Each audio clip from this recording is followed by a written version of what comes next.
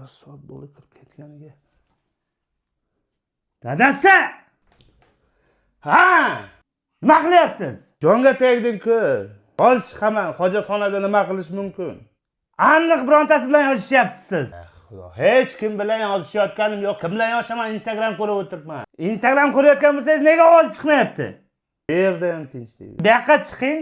Oppa, mana chiqyapman. O'la jonga tegdi. Ha, chiqdingizmi? Ha, nima deysan?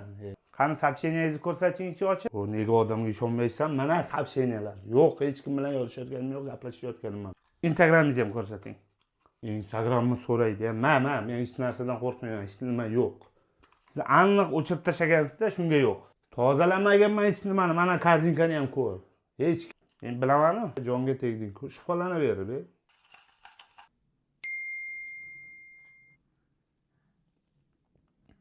Cho'niga solish esimdan chiqib qopti.